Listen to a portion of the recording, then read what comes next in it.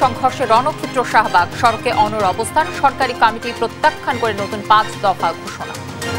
আমাদের 5 দফা দাবি প্রজ্ঞাপনের মাধ্যমে ইতিপূর্বে গঠিত কমিটিকে আমরা আমাদের প্রতিনিধিত্বের অনুপযুক্ত মনে করি। ত্রয়োদশ জাতীয় নির্বাচনের রোডম্যাপ ঘোষণাকাল যত দ্রুত সম্ভব চূড়ান্ত হবে আসনের সীমানা, 30 নভেম্বর চূড়ান্ত ভোটার তালিকা। গণতান্ত্রিক শক্তির ক্ষমতায় যাওয়া ঠেকাতে তৎপর সরকারের একটি মহল, মানবিক দেশ করতে আরও পথ পাড়ি দিতে প্রস্তুত বিএনপি। তত্ত্বাবধায়ক ব্যবস্থা বাতিলের রায়ের বিরুদ্ধে আপিল শুনানি 21 অক্টোবর, স্থায়ী সমাধান চায় আপিল বিভাগ, আশাবাদী আইনজীবীরা। প্রচার প্রচারণায় জমজমাট ডাকসু নির্বাচন, প্রার্থীদের নানা অভিযোগ, সহপাঠীকে হত্যাচেষ্টা মামলায় কারাগারে ভিপি প্রার্থী জালাল। রংপুরের শিক্ষার্থী আবু সাইদ হত্যা মামলার বিচার শুরু, সাক্ষ্য গ্রহণ কাল। ময়মনসিংহের মামলায় কারাগারে সাবেক 2 পুলিশ কর্মকর্তা। এবং সাফ অনূর্ধ্ব 17 নারী ফুটবল চ্যাম্পিয়নশিপে নেপালকে আবারও হারালো বাংলাদেশ, প্রীতির হ্যাটট্রিকে 4-1 গোলের বড় জয়। দর্শক, আমন্ত্রণ সংবাদ সন্ধ্যায় শুনছিলেন শিরোনামগুলো, সঙ্গে রয়েছে আমি তানসিয়া চুথি। প্রকৌশল বিশ্ববিদ্যালয় শিক্ষার্থীদের সঙ্গে পুলিশের দফায় দফায় সংঘর্ষে রণক্ষেত্রে পরিণত হয় শাহবাগ। প্রধান উপদেষ্টার বাসভবন যমুনামুখী পদযাত্রা ছত্রভঙ্গ করতে police sound grenade, tear shell ও জল কামান ব্যবহার করে। ঘণ্টা ধরে সংঘর্ষে পুলিশ ও শিক্ষার্থী উভয় পক্ষের বেশ কয়েকজন আহত হয়। পরে 3 দফা দাবির সঙ্গে নতুন করে 5 দফা জুড়ে শাহবাগ অবরোধ অব্যাহত রেখেছে শিক্ষার্থীরা। জুনায়েদ আল হাবিবের রিপোর্টে আমরা বাকিটা জানব। বুধবার বেলা 11:30টার দিকে শাহবাগ মোড়ে অবস্থান নেয় প্রকৌশল বিশ্ববিদ্যালয় শিক্ষার্থীরা। 3 দফা দাবি পূরণে সরকারকে দুপুর 1টা পর্যন্ত সময় বেঁধে দেন তারা। কোনো সাড়া না পেয়ে প্রধান উপদেষ্টার বাসভবন যমুনা ঘেরাও কর্মসূচি ঘোষণা করেন আন্দোলনকারীরা। বেলা 1:30টার দিকে শাহবাগ থেকে মিছিল নিয়ে যমুনা অভিমুখে পদযাত্রা শুরু করেন শিক্ষার্থীরা। কিছু এগুলি বাধা দেয় পুলিশ, শুরু হয় সংঘর্ষ। সে সময় শিক্ষার্থীদের ছত্রভঙ্গ করতে সাউন্ড গ্রেনেড, টিয়ার শেল ও জল কামান নিক্ষেপ করে পুলিশ। প্রায় ঘণ্টাব্যাপী চলা সংঘর্ষে শিক্ষার্থীরাও পুলিশকে লক্ষ্য করে ইটপাটকেল ছোড়ে। এতে উভয় পক্ষের কয়েকজন আহত হয়েছে। শিক্ষার্থীদের দাবি, বিনা উস্কানিতে পুলিশ তাদের উপর হামলা করেছে। এর তীব্র নিন্দা জানানোর পাশাপাশি স্বরাষ্ট্র মন্ত্রণালয়কে মাপ চাওয়া সহ 5 দফা দাবি ঘোষণা করেন আন্দোলনকারীরা। আমাদের হাতে লাঠিও ছিল না, ওরা আমাদের উপর লাঠিচার্জ করছে, টিয়ার শেল মারছে, সাউন্ড গ্রেনেড মারছে। নিরস্ত্র স্টুডেন্ট তারা আমাদের উপর লাঠিচার্জ করলো, সাউন্ড গ্রেনেড ফালালো, পাথর নিক্ষেপ করতেছে। পুলিশ কর্মী কিভাবে পাথর নিক্ষেপ করে? স্বরাষ্ট্র উপদেষ্টা জাহাঙ্গীর আলম চৌধুরীকে আন্দোলনকারীদের সামনে এসে উপস্থিত হয়ে উক্ত ঘটনার জন্য ক্ষমা চাইতে হবে। প্রজ্ঞাপনের মাধ্যমে ইতিপূর্বে গঠিত কমিটিকে আমরা আমাদের প্রতিনিধিত্বের অনুপযুক্ত মনে করি। উক্ত কমিটিকে আমরা প্রত্যাখ্যান করলাম। অনতিবিলম্বে বিশ্ববিদ্যালয়ের শিক্ষক প্রতিনিধি সহ প্রকৌশল অধিকার আন্দোলনের স্টেক হোল্ডারদের সাথে নিয়ে কমিটি সংস্কার করে পেশকৃত 3 দফা দাবিকে দ্রুততম সময়ের মধ্যে মেনে প্রজ্ঞাপন জারি করতে হবে। হামলায় আহত সকল শিক্ষার্থীদের চিকিৎসার ব্যয়ভার সরকারকে বহন করতে হবে। পুলিশ দিয়ে এই যৌক্তিক আন্দোলনে আর কোন প্রকার হামলা করা যাবে না। সরকারি চাকরিতে 9ম ও 10ম গ্রেডে কোটা ব্যবস্থা বিলোপ এবং বিএসসি ডিগ্রিধারী ছাড়া কেউ যাতে প্রকৌশলী পদবি ব্যবহার করতে না পারে, এমন 3 দাবিতে দীর্ঘদিন ধরে আন্দোলন করে আসছেন প্রকৌশল বিশ্ববিদ্যালয় শিক্ষার্থীরা। জুনায়েদ আল হাবিব, দেশ টিভি, ঢাকা। দর্শক, এই মুহূর্তে প্রকৌশল বিশ্ববিদ্যালয় শিক্ষার্থীদের আন্দোলনের খবর জানাতে সরাসরি যুক্ত হচ্ছেন সহকর্মী তাইফুর রহমান তুহিন। তুহিন, কি বলছেন শিক্ষার্থীরা এই মুহূর্তে এবং সেখানকার সার্বিক পরিস্থিতি সম্পর্কে যদি আমাদের দর্শককে জানাতেন।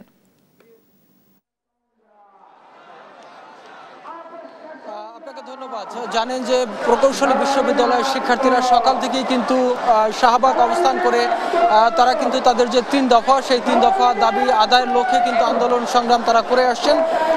জানেন যে ঠিক দুপুরবেলা যখন তারা তাদের দাবি নিয়ে প্রধান উপদেষ্টার কার্যালয় অভিমুখে রওনা করে, তখন কিন্তু ইন্টারকন্টিনেন্টালের সামনে তাদের সাথে যে সংঘর্ষ হয়েছে তাতে বেশ কিছু শিক্ষার্থী আহত হয়েছে এবং পুলিশ সদস্যরা আহত হয়েছে। তারপর থেকে আমরা দেখেছি যে তারা পুরো সড়কটি কিন্তু অবরোধ করে রেখেছেন এবং তারা কিন্তু তাদের দাবির পক্ষে স্লোগান দিচ্ছেন। তবে তাদের 3 দফার পরে অর্থাৎ এই সংঘর্ষের পরে কিন্তু তারা আরো 5টি দফা যোগ করেছেন। সেখানে আমরা দেখেছি যে সমস্ত পুলিশ সদস্যরা তাদের উপরে আঘাত করেছে, তাদের দৃষ্টান্তমূলক শাস্তি দাবি করেছেন। একই সাথে অন্তর্বর্তীকালীন সরকারের স্বরাষ্ট্র উপদেষ্টাকে এই ঘটনার জন্য ক্ষমা চাইতে বলা হয়েছে এবং তারা বলছেন যে এই ঘটনার তাদের এই দাবির পক্ষে সরকারের পক্ষ থেকে যে 3 সদস্যের কমিটি গঠন করা হয়েছে সেই কমিটিতে তারা অনাস্থা দিয়েছেন।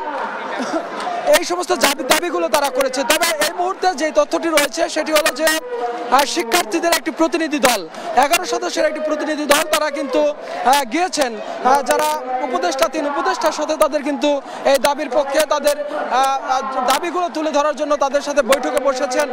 শিক্ষার্থীরা যেটি বলছেন যে এই বৈঠকের পরেই আসলে নির্ধারিত হবে যে তারা কি করবে, অর্থাৎ এই আন্দোলন কোন দিকে যাবে। এই মুহূর্তে আমরা যেটি জানি যে তারা বলছেন যে তাদের দাবি পরিপূর্ণ আদায় না হওয়া পর্যন্ত তারা কিন্তু এই রাজপথে অর্থাৎ এই শাহবাগে তারা অবস্থান করবেন। তবে এই মুহূর্তে যেটি আমরা জানি যে তাদের সাথে বৈঠকে বসেছেন, তাদের বৈঠক চলছে। বৈঠকের পরেই কিন্তু আসলে সিদ্ধান্ত তারা জানাবেন যে তাদের এই তারা ভবিষ্যতে আসলে তারা কি করবেন।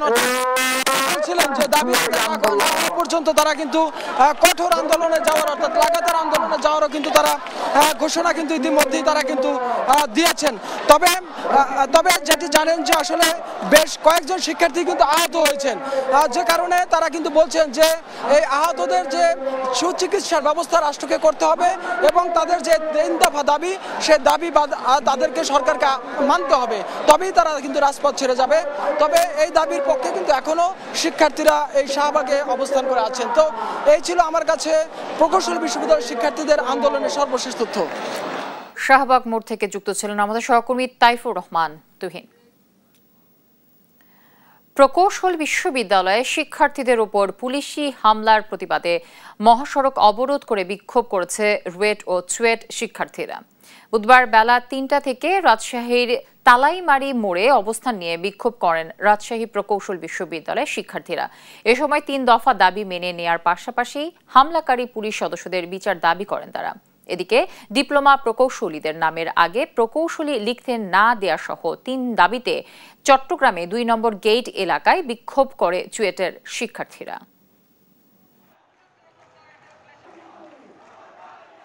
যতক্ষণ পর্যন্ত সরকার একমত পোষণ করে এবং আমাদের যে উপর আজকে প্রশাসনের অতর্কিত হামলা হয়েছে এটা নিয়ে যতক্ষণ পর্যন্ত কোনো সুনির্দিষ্ট ব্যাখ্যা না দিবে ততক্ষণ পর্যন্ত আমরা এই ব্লকেট কর্মসূচি ছাড়ব।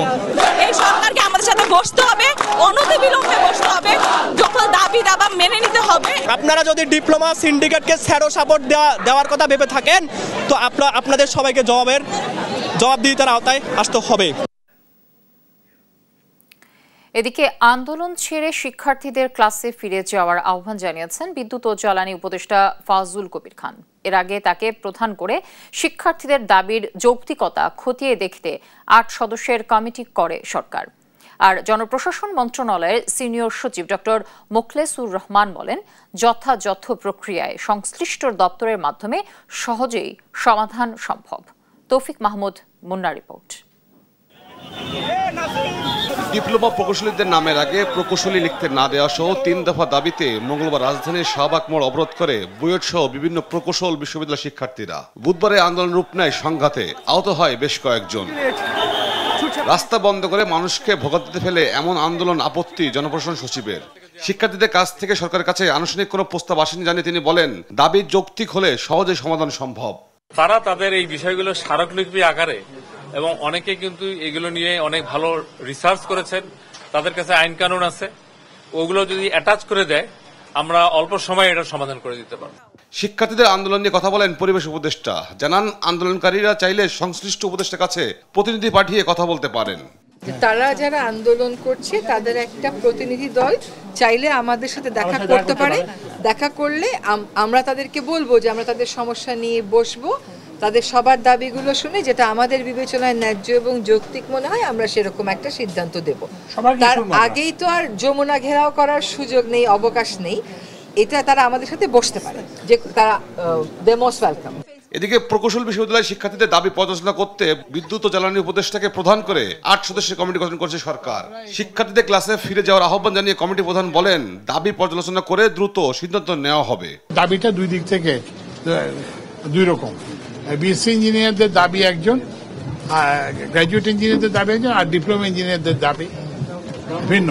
তো আমরা তো হচ্ছে সব পক্ষকে শুনে তারপরে আমরা একটা যেটা ন্যায্য যে সমাধান সেই সমাধান করব। সরকার আলোচনার মাধ্যমে সমাধান চাইছে, তাই শিক্ষার্থীদের নতুন কর্মসূচির প্রয়োজন নেই বলে জানান উপদেষ্টা ফাউজুল কবির খান। তৌফিক মাহমুদ মুন্না, দেশ টিভি, ঢাকা। কাল ঘোষণা হতে যাচ্ছে ত্রয়োদশ জাতীয় সংসদ নির্বাচনের রোডম্যাপ।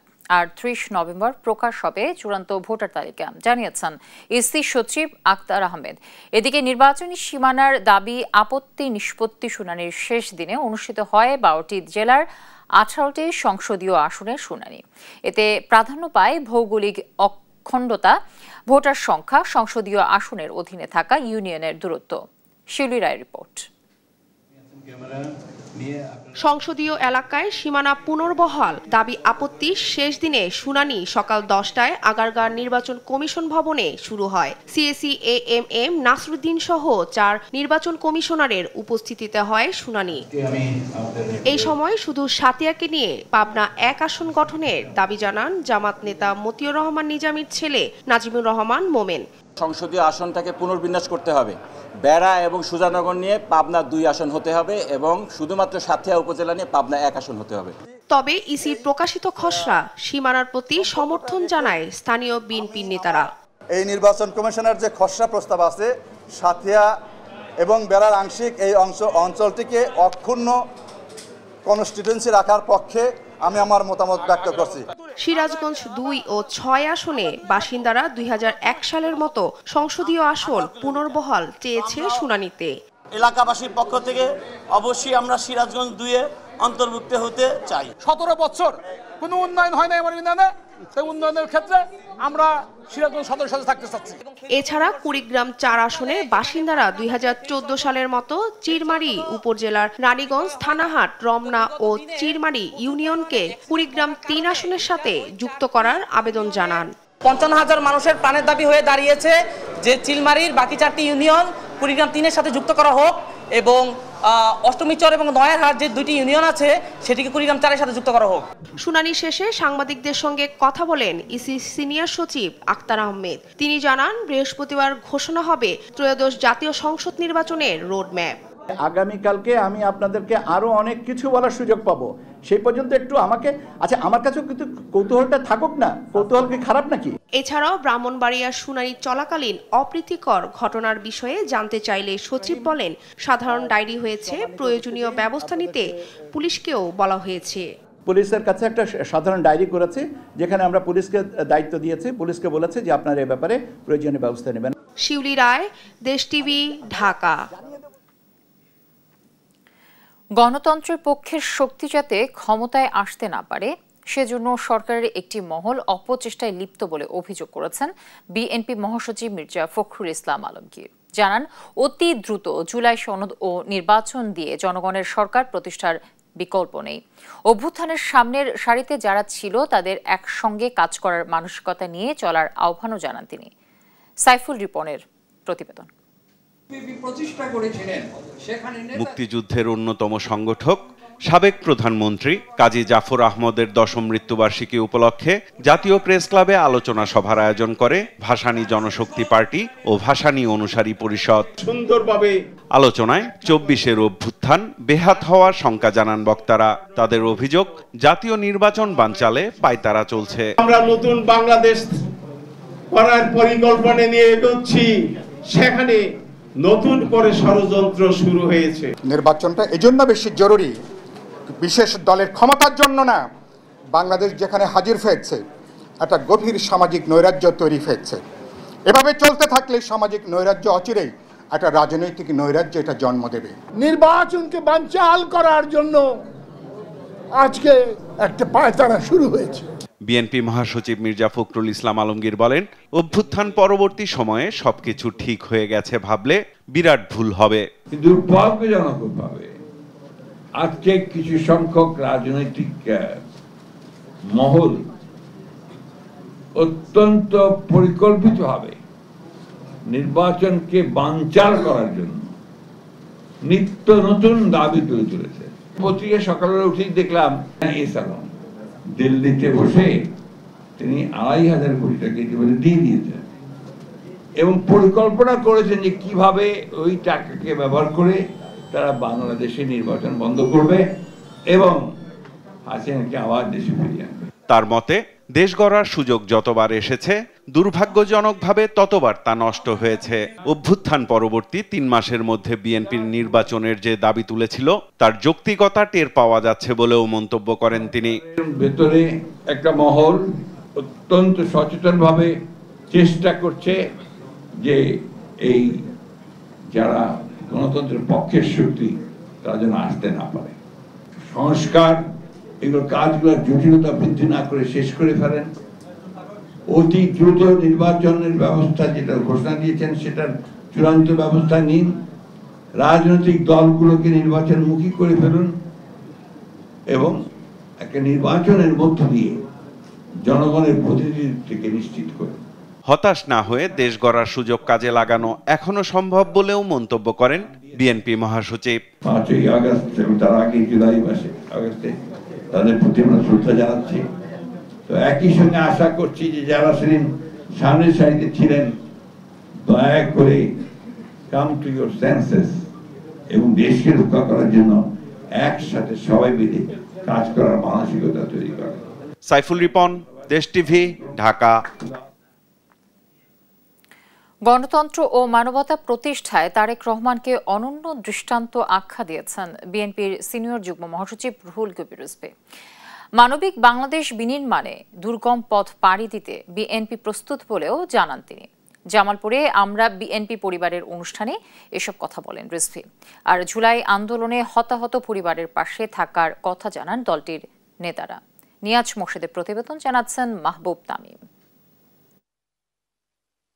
জামালপুরের দেওয়ানগঞ্জে আমরা বিএনপির আয়োজনে হয় ২৪-এর গণঅভ্যুত্থানে হতাহত পরিবারের সদস্যদের সহায়তা প্রদান অনুষ্ঠান।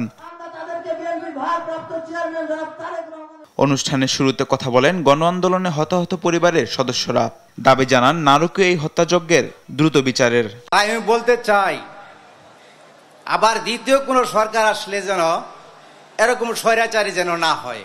এ সময় বক্তারা বলেন দলমত নির্বিশেষে নির্যাতিত ও ক্ষতিগ্রস্তদের পাশে সবসময় থাকবে বিএনপি।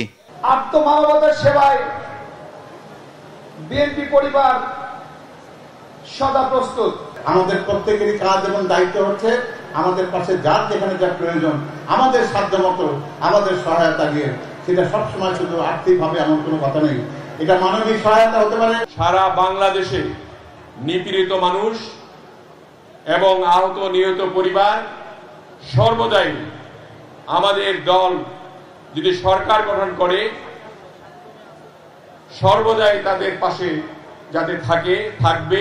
অনুষ্ঠানে বিএনপির সিনিয়র যুগ্ম মহাসচিব বলেন মানবতার দৃষ্টান্ত তৈরি করতেই দলের ভারপ্রাপ্ত চেয়ারম্যানের নির্দেশনায় সৃষ্টি হয়েছে আমরা বিএনপি পরিবার সংগঠনটি। এই গণ অভ্যুত্থানে যারা রক্ত ঝরিয়েছেন, যে পরিবারগুলো ক্ষতিগ্রস্ত হয়েছে, যাদের জীবন চলে গেছে, যারা আহত হয়েছেন, তাদের পাশে থাকার জন্য ভারপ্রাপ্ত চেয়ারম্যান বিএনপির পক্ষে একটি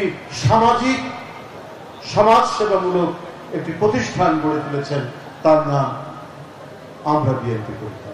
এবং মানব কল্যাণের যে ব্রত নিয়ে বিএনপি রাজনীতি করে, সেই রাজনীতিকে সাফল্যমণ্ডিত করার জন্য আমরা বিএনপি পরিবার কাজ করে যাচ্ছে। অনুষ্ঠানের দ্বিতীয় পর্বে জামালপুরের দেওয়ানগঞ্জ উপজেলা বিএনপির কর্মী সম্মেলন অনুষ্ঠিত হয়। মাহবুব তামিম, নিউজ ডেস্ক, দেশ টিভি।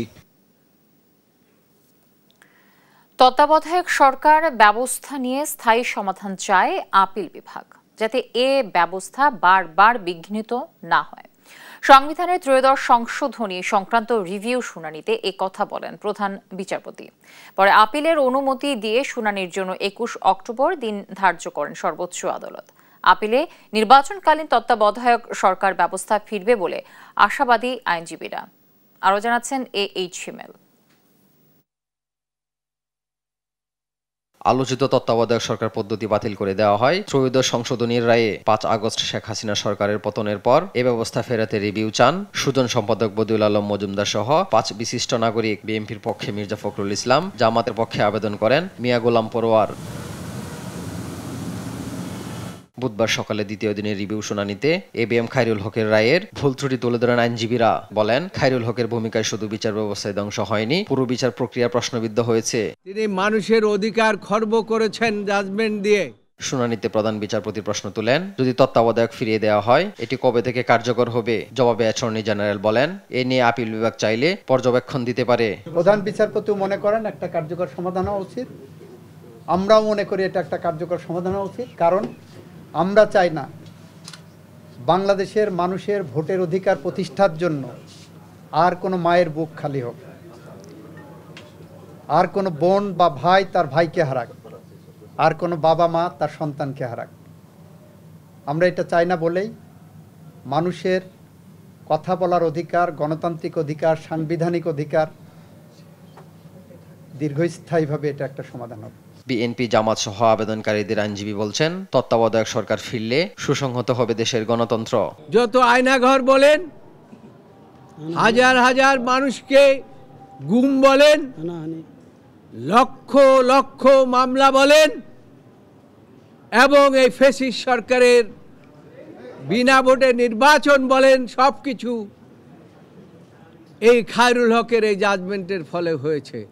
খায়রুল হকের রায়টা, যে ত্রয়োদশ সংশোধনী মামলার যে আপিল বিভাগের রায়টা, এটা যে যুক্তিহীন এবং এটা গ্রহণযোগ্য নয়। যদি তত্ত্বাবধায়ক সরকার ব্যবস্থা চালু থাকতো, বাংলাদেশে ফ্রি ফেয়ার নির্বাচন ব্যবস্থা চালু থাকতো, তাহলে কারো পক্ষেই স্বৈর শাসক হয়ে ওঠা সম্ভব ছিল না। তত্ত্বাবধায়ক সরকারি বিধান বাতিল এবং রায় নিয়ে প্রতারণা করায় খায়রুল হকের বিচারের দাবি করেন বিএনপির আইনজীবীরা। আর আপিল শুনানির জন্য 21 অক্টোবর দিন ধার্য করেন সর্বোচ্চ আদালত। তৎকালীন সংবিধান সম্মতভাবে হয়নি। এইচ হিমেল, দেশ টিভি, ঢাকা। জুলাই সনদের সমন্বিত খসড়ার ওপর বিভিন্ন রাজনৈতিক দল থেকে পাওয়া মতামত পর্যালোচনা করেছে জাতীয় ঐকমত্য কমিশন। বুধবার জাতীয় সংসদ ভবনের নির্ধারিত সম্মেলন কক্ষে কমিশনের সদস্যরা সভায় অংশ নেন। এ সময় জাতীয় সনদে কিভাবে রাজনৈতিক দলের মতামতের প্রতিফলন ঘটানো যায় তা বিশ্লেষণ করা হয়। মতামতকে গুরুত্ব দিয়ে জুলাই সনদের চূড়ান্ত রূপ নির্ধারণ এবং প্রয়োজনীয় আইনি ও নীতিগত কাঠামোর বিষয়েও আলোচনা হয়। পাশাপাশি সনদ বাস্তবায়নে সরকারের সামনে সম্ভাব্য বিকল্পও বৈঠকে তুলে ধরেন তারা। কমিশনের সহসভাপতি অধ্যাপক আলী রিয়াজ সভায় সভাপতিত্ব করেন। ঢাকা বিশ্ববিদ্যালয় কেন্দ্রীয় ছাত্র সংসদ ও হল সংসদ নির্বাচন ঘিরে জমজমাট ক্যাম্পাস। প্রার্থীরা নিজেদের ইশতেহার পৌঁছে দেওয়ার চেষ্টা করছেন ভোটারদের মাঝে। নিজেদের ব্যালট নম্বর জানিয়ে ভোট চাইছেন তারা। তবে এই দিনও আচরণবিধি লঙ্ঘনের অভিযোগ করেন প্রার্থীরা। এদিকে শাহবাগ থানার হত্যা চেষ্টা মামলায় স্বতন্ত্র ভিপি প্রার্থী জালাল আহমেদকে কারাগারে পাঠানো হয়েছে। আলিমুজ্জামান সাফনের রিপোর্ট জানাচ্ছেন আলী আকাশ। ডাকসু ও হল সংসদ নির্বাচনের প্রচারণার দ্বিতীয় দিন সকাল থেকেই অন্যরকম আমেজ ঢাকা বিশ্ববিদ্যালয়ে। প্রার্থীরা চেষ্টা করছেন ভোটারদের মাঝে নিজেদের ইশতেহার তুলে ধরার, ভোট চাইছেন নিজেদের ব্যালটে।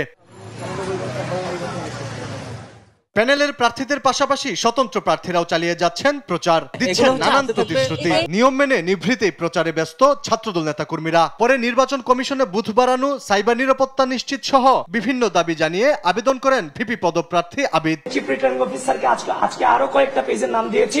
ডিউ ইনসাইডার এখন ঢাকা আপডেট হয়েছে, তারপর হচ্ছে যে ডিউ আপডেট ঢাকা আপডেট হয়েছে, the beauty of DU campus সহ এই পেজগুলো অনবরত বিভিন্ন প্রার্থীদের সম্পর্কে প্রোপাগান্ডা ছড়াচ্ছে, যেটা কোনোভাবেই নির্বাচনের মাঠকে হচ্ছে যে আপনার শান্ত রাখার কোনো প্রমাণ মেলে না। সেনা মোতায়েনের মতো পরিস্থিতি ক্যাম্পাসে নেই জানিয়ে ডাকসু ফর চেঞ্জ প্যানেলের অভিযোগ, লেভেল প্লেইং ফিল্ড নিশ্চিত হয়নি এখনো। ককটেল বিস্ফোরণ হয়েছে কিনা বলেন, সেই ককটেল বিস্ফোরণ কারা করেছে, কি উদ্দেশ্যে করেছে, কাদের তারা পাঠিয়েছে, আজ পর্যন্ত স্পষ্ট করেছে বিশ্ববিদ্যালয় প্রশাসন। এদিকে 8টি ভোট কেন্দ্রই চূড়ান্ত বলে জানিয়েছেন ডাকসু নির্বাচন কমিশন। কেউ নির্বাচনী বিধি ভঙ্গ করলে কঠোর পদক্ষেপ নেওয়ার কথা জানান চিফ রিটার্নিং অফিসার। আচরণবিধি ভঙ্গে নিরসন করার জন্য আমরা একটি শক্তিশালী টাস্কফোর্স গঠন করেছি, যেখানে আমাদের কমিশন এবং প্রক্টোরিয়াল বডির সদস্যরা আছেন। কমিশনের মাঝে আমাদের প্রফেসর গোলাম রব্বানী আহ্বায়ক, বাকিরা সদস্য হিসেবে আছেন। এদিন আচরণবিধি লঙ্ঘন করে টানানো পিভিসি, কাপড় বা অন্যান্য উপকরণের তৈরি ব্যানার, ফেস্টুন ও বোর্ড সরিয়ে নেয় প্রশাসন। এদিকে সহপাঠীকে রক্তাক্ত করার ঘটনায় শাহবাগ থানায় হত্যা চেষ্টা মামলায় স্বতন্ত্র ভিপি প্রার্থী জালাল আহমেদকে কারাগারে পাঠিয়েছেন আদালত। এর আগে তাকে হল থেকে বহিষ্কার করে কর্তৃপক্ষ। আলী আকাশ, দেশ টিভি, ঢাকা। আপিলের পর প্রার্থিতা ফিরে পেয়েছেন জাহাঙ্গীরনগর বিশ্ববিদ্যালয় কেন্দ্রীয় ছাত্র সংসদ ও হল সংসদ নির্বাচনের 13 প্রার্থী।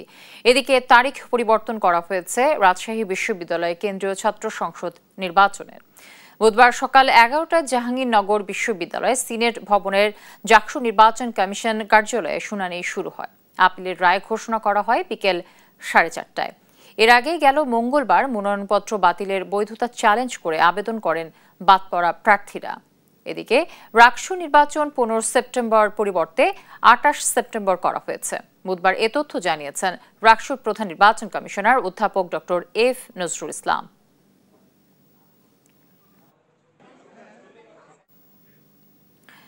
সূচনা বক্তব্যের মধ্য দিয়ে জুলাই গণ অভ্যুত্থানে রংপুরের বেগম রোকেয়া বিশ্ববিদ্যালয়ের শিক্ষার্থী আবু সাইদ হত্যা মামলার বিচার শুরু হয়েছে। সাক্ষ্য আগামীকাল।